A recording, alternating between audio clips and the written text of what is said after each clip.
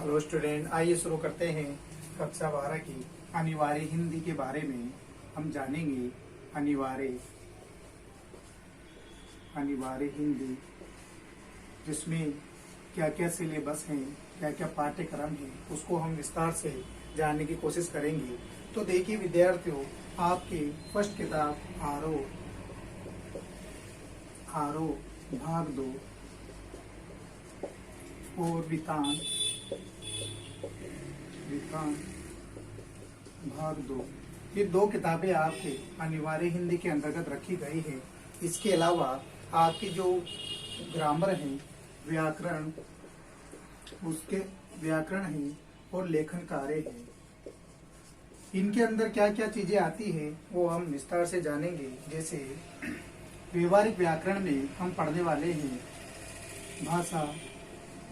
भाषा किसे कहते हैं, व्याकरण क्या होती है, इसके अलावा लिपि का परिचय, कौन सी हिंदी भाषा की कौन सी लिपि है, उसमें से हिंदी भाषा में क्या लिए गए हैं, लिपि किसे कहते हैं, ये सारी डिटेल हम इसमें जानेंगे। भाषा क्या होती है, व्याकरण क्या होती है, इसका विस्तार से वर्णन करेंगे। इसके अलावा शब्द शक्तियां, जिसको भी हम विस्तार से पढ़ेंगे। उसके बाद अलंकार जो आपके अनिवार्य हिंदी के अंतर्गत पाठ्यक्रम में रखा गया है। उसके अलावा परिभाषिक शब्दावली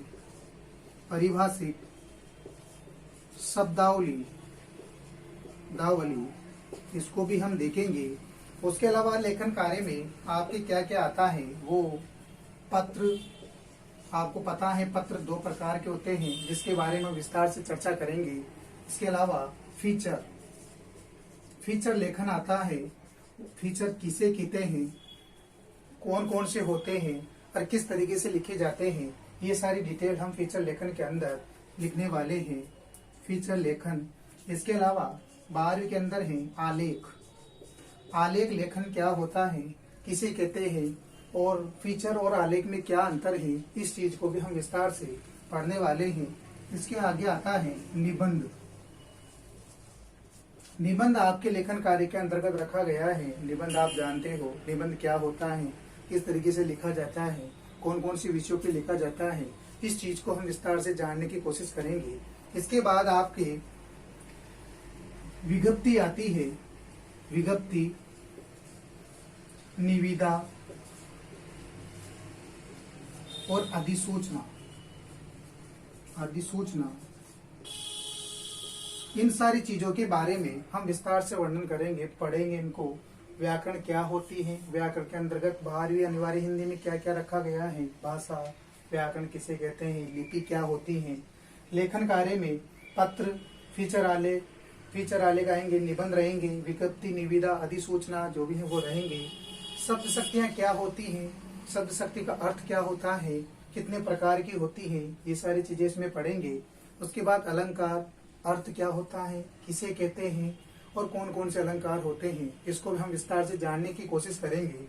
उसके अलावा परिभाषिक शब्दावली, आपको पता होगा परिभाषिक शब्दावली के अंतर्गत पेपर के अंदर हिंदी से इंग्लिश के अर्थ पूछे जाते हैं और इंग्लिश से हिंदी के अर्थ पूछे जाते हैं, वो इसके अंतर्गत परिभाषिक शब्दावली के अंतर्गत आते हैं। तो इस चीज को भी हम विस्तार से पढ़ने वाले हैं। तो आइए शुरू करते हैं आज का अपना टॉपिक, जो व्याकरण। अनिवार्य हिंदी के अंतर्गत हम जो भी पढ़ने वाले हैं उस चीज को देखते हैं। तो सबसे पहले हम शुरू करेंगे, व्यवहारिक व्याकरण क्या होती है, किसे कहते हैं। व्यवहारिक व्याकरण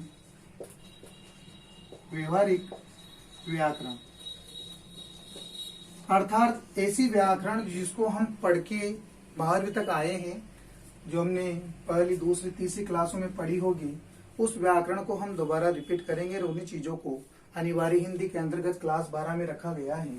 तो इस चीज को हम विस्तार से पढ़ेंगे। अब इसमें क्या क्या चीजें पढ़ने वाले हैं, देखो, वर्ण पढ़ेंगे, वर्ण क्या होते हैं, कहाँ से लिए गए हैं, ठीक है। इसके बाद ध्वनि पढ़ेंगे, ध्वनि किसे कहते हैं, ठीक है। इसके अलावा शब्द क्या होते हैं, इसको ध्यान से समझेंगे। पद क्या होते हैं, इसको ध्यान से समझेंगे।